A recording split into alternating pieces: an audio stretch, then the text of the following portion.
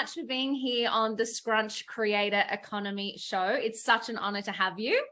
Thanks for having me. No, I'm super excited now when we put the call out to have guests on the podcast and I saw your story. I was so excited to share it with our community because you have done a lot. You have had so many businesses, such amazing experience, some very interesting life happenings as well. So let's start there. Could you give us the tour, give us the grand tour as to how you got to the businesses you run today and what they're all about? Sure. I guess, there's a few tours I could take you on. I'll try and give you the short tour. So I'm originally from Wellington, New Zealand. I left home at 17. I didn't go to uni. I went straight to work for the New Zealand government for 3 years, but it was in communications. But I'm a dinosaur and there was one computer in the office with 5 comms people to share. And I remember the day that email came to town and we could stop faxing press releases out and actually send one email. Like it used to be an all-day job. So that's how old I am. Age 21, most of my mates were graduating uni with massive debts, and I actually had 10K in the bank, and I was like, right, I'm off to see the world. And off I went with 5 surfer boys who were 7 years older than me, and I was a bit of a tomboy that liked the beach and hanging out with the surf guys and surfing a little bit. Traveled the world, different ways, got to London. And for the next 7 years, I used London as a base, and I sort of worked in PR, comms, marketing, and then I started in the online world about 2000. So I was working at TNT magazine over there, which if any Aussie or New Zealand or South Africans spent some time, they're probably familiar with that. It used to be a really sought after publication, and they said launch the first website. So I got into, I guess, the online world around the 2000s, and they talked about the .com bubble, and it was that, we had free lunches and massages, and it was a great time to be part of the .com bubble. And then I guess 2001 things changed when a plane went into the World Tower over in New York, and the whole sort of world economy changed. Anyway, I guess I'm trying to give the short version. I ended up having my first child in London, got pregnant on the pill, 2003. So yeah, it can happen. I was that 1%. And oh my God, that's a whole nother podcast. I know. I had my son Rio over there and thought I'd continue to stay. I was an editor of a newspaper by this stage, 26, was happy. I had good friends. I was quite settled. But 10 months after having him, it was quite hard not having family. I was the only one of my friends to have a child. And while I was keeping the career going with 3 days a week, after a few months, I went back and did 3 days a week as a marketing executive for a finance firm. My heart wasn't really in it. It wasn't very creative. And we decided to come back to Australia or New Zealand. And at this point, my brother and my parents were living on the Sunshine Coast in Queensland. So coming here, that's why the family were here. Like if we went back to New Zealand, we weren't going to be near family. We'd still be in another country. So then I had my second child in 2007, and I'd worked for PR and marketing manager roles for the 2 years around juggling my son. His dad was a full-time dad. And I went back out to work, and we kind of just kept moving with the changing needs of the children. Then I had my second child 2007, and then I was kind of grounded. It's like I've got 2 kids, one's 3 and a real terror. Turns out he had ADHD, he was climbing walls all the time.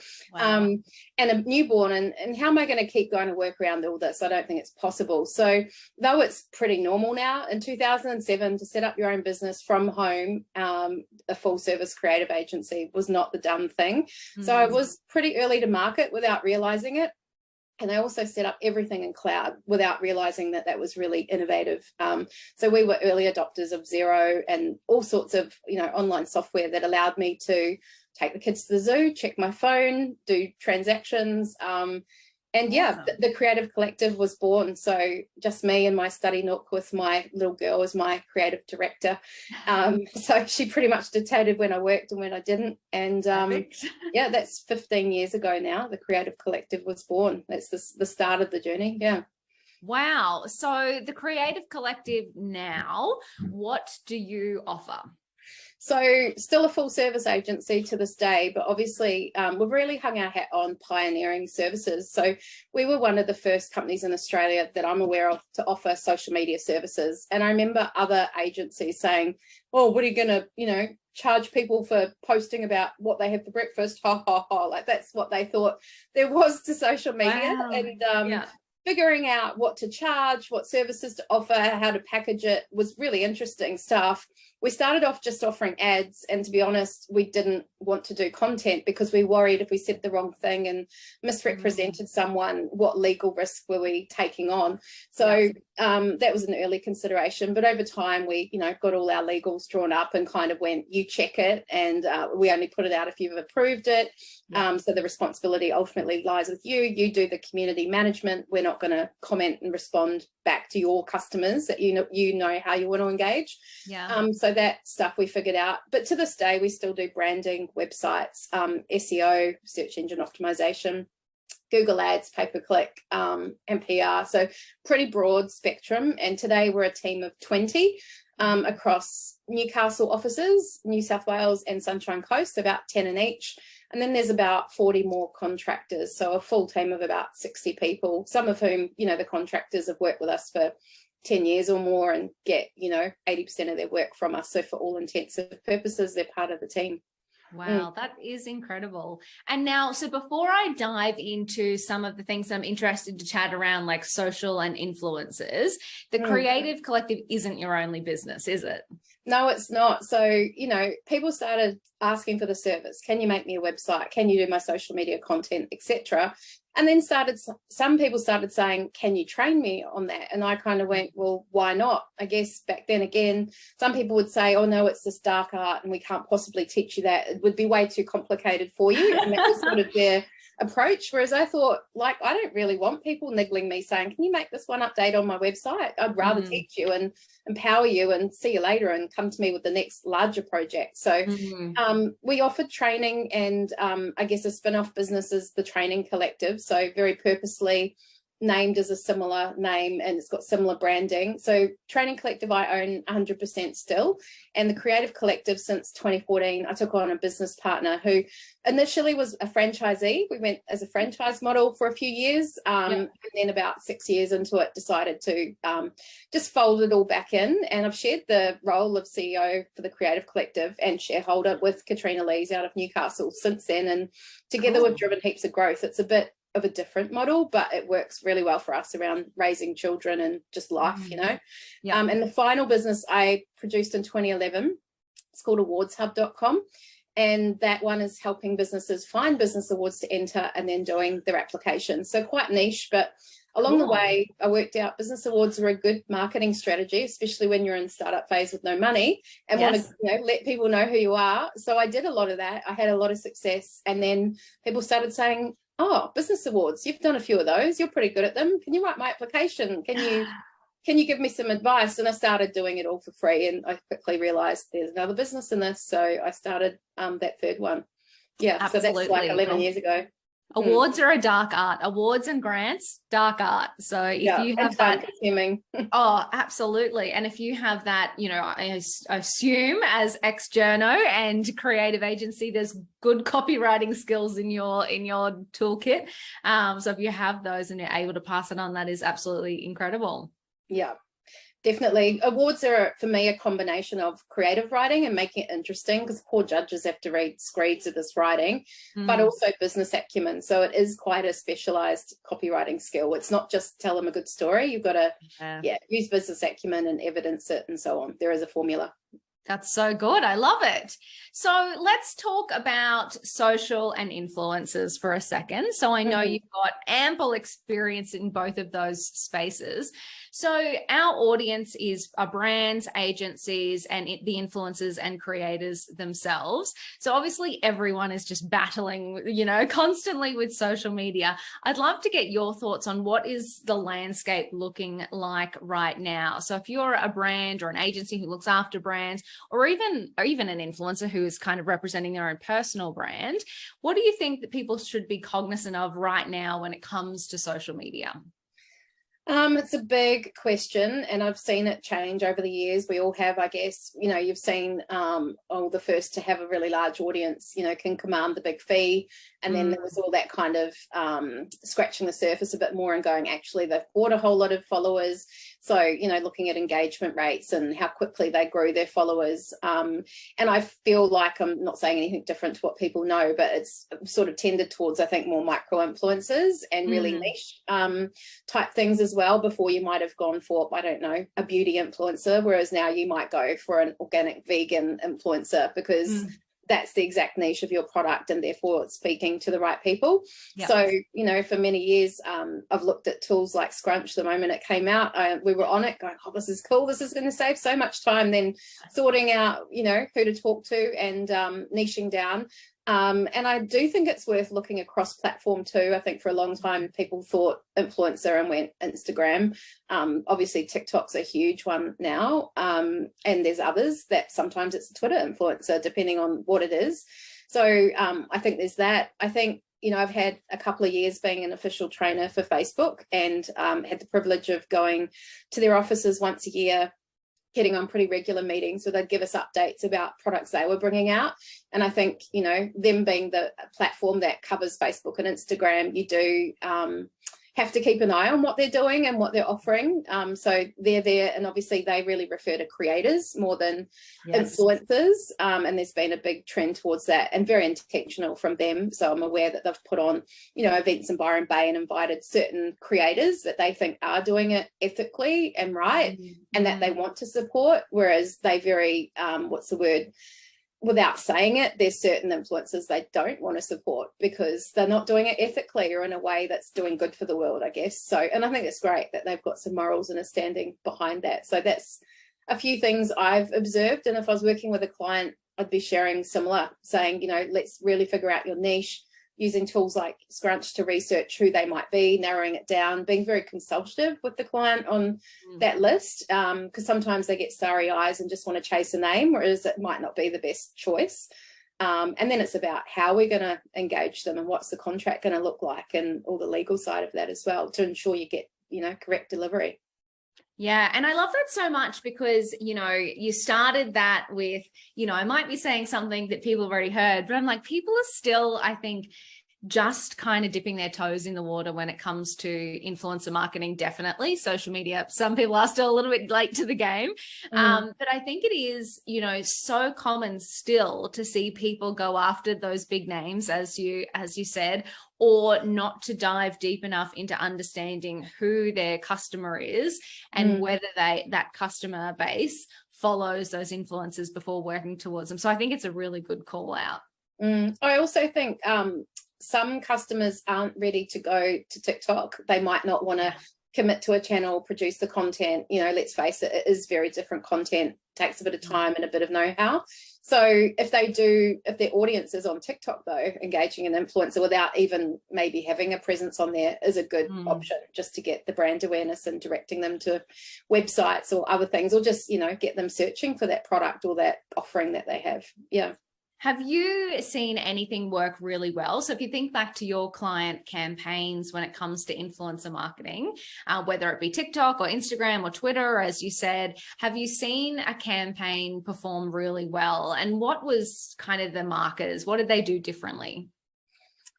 I don't know. I just have to speak broadly on that. One that comes to mind is we were promoting a PTSD conference. It had never happened before, so mental health. And this was before COVID and everything. So it was from a ground zero position. They had no audience. They had never run this event. They sort of thought, we did a whiteboard session actually of who were their audience, because as you say, it's really important to identify them and go quite deep. We filled the whole whiteboard because it was like, we could be emergency services, we could be vets, veteran affairs, we could be anyone who's had a traumatic experience, it could be the medical practitioners. It was huge. So we ended up doing a fair bit on LinkedIn with them for more the professional side of things, but they did get Anthony Minicello, being obviously an sports celebrity, and not only did they use him for the social side of things, they used him for they did a walk with him, and he was quite open about his mental health struggles, and integrated it into the event. So it was kind of, I thought that was quite good, like right from the start, get people interested in the event, use a influencer of sorts to highlight it's okay to talk about it, it's okay if you're struggling with it, and then actually have them at the event as well, and the opportunity to go for a walk with them. I thought that was a good execution of it. Yeah, I love that too, because one I guess area where I see brands I guess do it wrong is to think about influencer marketing in a silo. So kind of forget about the rest of the brand or marketing strategy and kind of just go, we need these influencers to talk about this stuff. And I'm like, no, the more you can integrate it in and make it part of the experience, the more successful the strategy tends to be.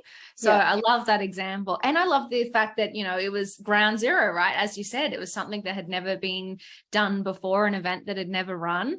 And they could tap into influencers to sort of accelerate that success. Yeah, I also think, just generally speaking, I did quite a lot of research last year into activewear, because we were working with a person, an organization who had a brand, but not as well known, and it's a highly competitive area. And activewear went through the roof because of COVID. Everyone's like walking and staying in the activewear at home, being comfy, working from home, and all this kind of stuff. And I guess my daughter, who's 15, and I've got 4 teenagers, so they're quite good for showing me the trends on TikTok and everything else.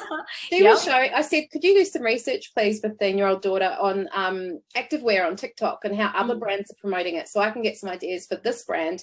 And the stuff she came back to me with was unreal. Like, I just sort of looked at it as a marker and went, I would never have thought to do that. But that's the power of an influencer, and an influencer from a certain demographic on a certain platform, like in this case, 18 to 25 on TikTok. The way they were looking to market it, I just would never have conceived as a marketer. So letting them drive the creative and the strategy to a degree, because, you know, they're the target market.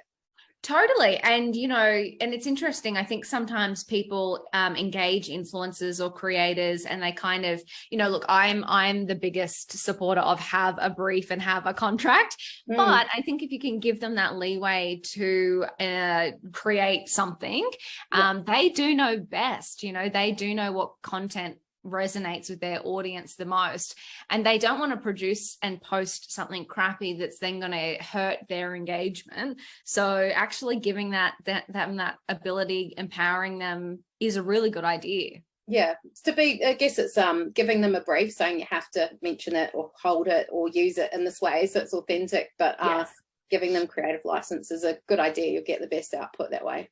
Yeah, absolutely. Have you seen, and whether it's a client or whether it's just in the market in general, anyone doing anything that you think is actually the wrong way to do influencer marketing? Yeah, I think just making it an ad, and probably I look at that and it just screams clients given brief, clients being very strict.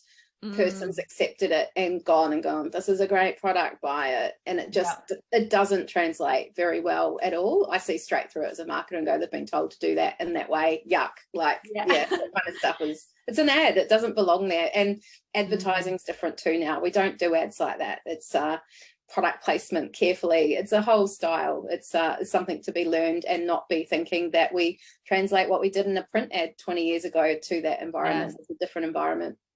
Oh, that's so true. And it's so funny because, especially on a platform like TikTok, which is so like entertainment driven, it just sticks out like a sore thumb. It does. It looks out of context, and it'll probably do the reverse of what you're wanting it to do, make people go cold towards your brand, not probably warm. Yeah, exactly. So then thinking more broadly, maybe away from influencer marketing to sort of social media as a whole, what do you think? I mean, the last couple of years has been crazy, right? So we've just seen so many big shifts. Obviously, the rise of TikTok, obviously change in the way consumers consume content and what content looks like. Do you have any inside view or thoughts on what's coming for social media, or what brands should be thinking about when it comes to their social strategy? I think you've just got to be open-minded all the time and open to change. Like, I have to admit, you know, when Snapchats and TikToks come along, and I'm pretty ingrained in Facebook and Instagram, or even LinkedIn, I feel pretty comfortable. It's hard for even someone like me, entrenched in the industry, so to speak, been in it for ages, to go, really, I have to learn another platform. Another one. And work out, like, from a business perspective, what packages to charge and so on. So even on the weekend, I was going, whilst we offer reels as part of a social media content package, we're not necessarily offering them as a single package. And what I'm seeing in the market is people are offering them as a one-off cost or a recurring cost. And are people prepared to pay for that? And what are they prepared to pay? Because it's production, right? You know, if you said, I'm going to produce you a video, it's going to go on television, people seem to open the wallet to tens of thousands. But when you say similar concept, we've got to come up with a brief and the creatives and the storyboard and the whole lot, script, music, you know, there's a lot to it. It's going to cost this much. Will they pay it or not? So yeah, that's something I'm seeing as a trend. I think people have to do reels basically content wise, whether they're influencers or not. If you're not doing it, I was even saying to my partner who's a landscape gardener, he took some basic befores and afters, and it's a miraculous, you know, before and after. But I've said, unless you put boost budget on that, you're probably not going to see a result. But can you start shooting some video before and afters, and I can make you a nice little reel or teach you that. But I've just been mucking around with that experimentation wise, and as everybody's talking about at the moment, the results are significant if you take the time to make a TikTok piece of what do you call it, native content, or a real native piece of content. It will really perform organically pretty well. Yeah, and I think that's so interesting, because I think that sort of touches on something in the influencer industry as well, around how much people are willing to pay for content. And, you know, there is this kind of, if it's TV or something traditional or a big video, there are bigger budgets. But then everyone's sort of looking at the power of influencers or social media and going, oh, I have to have it, but I'm not willing to pay for it. So there is this funny thing that goes on in the industry, I think, when it comes to what budgets should look like.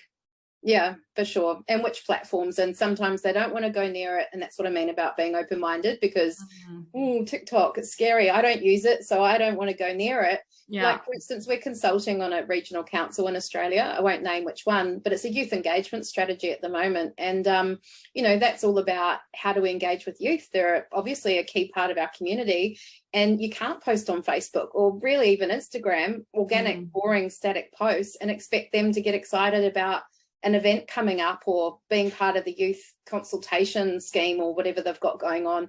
So we're having to have these discussions about, you really need to be looking at TikTok and Snapchat. That's where they spend the majority of their time. And then that's very scary for them who are very risk averse. Or what would that look like? What, you want us to do a silly dance or something? Ha, ha, ha. And it's like, no, that's not what we're asking. You don't have to do that on TikTok. There's heaps of other ways we can translate what it is you're offering, whether it's an event, a festival, or a go on our committee, or a have your say, or whatever. We can make it really authentic and cool. But yeah, that's a massive mindset shift for them to make. Oh, absolutely. And I mean, to be honest, I thought the same thing. So when, you know, TikTok and Reels were kind of just starting, I avoided them for so long, because I was like, I'm not dancing on social media. I'm sorry. But I think once we all got past that and realized that you could actually tell a story through video on these new channels, so Reels and TikTok, it kind of opened up the possibilities a little bit. So I think you're right. If you're just a bit more open-minded, understand where your audience is, and then kind of be a little bit more creative about what the content can look like, there's really interesting potential at the moment. And that's where, you know, engaging an influencer or an agency is worth its weight in gold, because you can have a bit of an idea of, I think the young ones are actually over on these other platforms. And I think that would be a good place to promote our festival. That's all you need to know. Then go to the creators and ask them, well, what would that look like and how much would it cost? And be open to their ideas, I guess, as long as they're within your comfort zone. Like, they should come up with some really cool stuff. Yeah, absolutely. And I like that, you know, we've talked a couple of times about briefs and contracts and those types of things, and people being a bit more risk averse. You can absolutely put in things for them not to do, you know, so not swearing, not holding alcohol, like whatever's aligned to your brand. You can let them kind of be super creative and make sure they don't do the big no-nos when it comes to your brand. Yeah, and you can make them send you the video before they post it as well, if you want to go that far. It depends on what level of control you want to have, but that's all. Yeah, absolutely. And that's a really interesting point. Like, at the end of the day, it is the brand's marketing dollars. So, you know, you can enforce that level of QA and restriction, and still be flexible enough to have awesome creative ideas come through. Yeah, for sure. It's a fun environment. And I would say to anyone, just have a play. Like, if you are still in that scared zone, I've just been playing lately with cutting lots of reels, asking my 15-year-old lots of questions. I was in Sydney recently, and I wouldn't normally, but I took more video of more things to just practice myself. And I'm not doing it because I plan to start being a TikTok influencer or creator, or you know, to say to my team, well, hey, call on me if clients need stuff. I'm doing it to learn and just understand the format and the environment, and then I can give more advice to clients from having actually had hands-on experience with it myself. Yeah, I think that is awesome advice, like actually getting in there and experiencing it for yourself. But I think as well, that's actually just an interesting point in terms of engaging an agency. You know, if you've done it yourself, you understand the pain. you know how long things take, you know how, much time is taken to brainstorm creative ideas, learn new platforms, understand new trends. So it's a lot easier, I think, to hand over those pieces of your marketing strategy when you have kind of had to go yourself, and you know what kind of time is involved, what kind of strategy is involved, and also that reporting element and the testing and the optimization to make sure it's actually working. Yeah, absolutely. Testing's pretty key. And, I was reading some research the other day, because I'm always trying to learn about, okay, if you're going to produce TikToks or Reels, how often should you be posting? And I'm sure there's lots of opinions out there, but, they're saying up to 3 times a day. And I'm sure most businesses would go, oh my God, that's out of the question. Well, then the next option is, well, at least 1 time a day. And then the next option is at least a couple of times a week, be doing them. So you've really got to think, can I actually pull that off? And if you can't, you're probably going to have to ask for some help, or even do a blended approach. Maybe, for instance, we work with quite a few beauty product brands. They can send us stuff. We can do a shoot. We can come up with all those reels and things well in advance if they've got like a series of products they're launching. But then they might like to do some behind the scenes type stuff, in their own offices, and just intersperse it. So you don't also have to outsource it completely. Some people like to have their hand in it a little bit, and others just don't want to know about it, and they do want that full service, which is fine. Either way, we're really flexible how we work with our clients. Yeah, and I love that point about batching content as well. I think, when you think about posting every day or 3 times a day or whatever, it's that I think becomes overwhelming, because all of a sudden every day you're going, oh my God, what's the creative idea? Where do I get this? Got to do, whatever, hair and makeup if you're appearing in the freaking reel.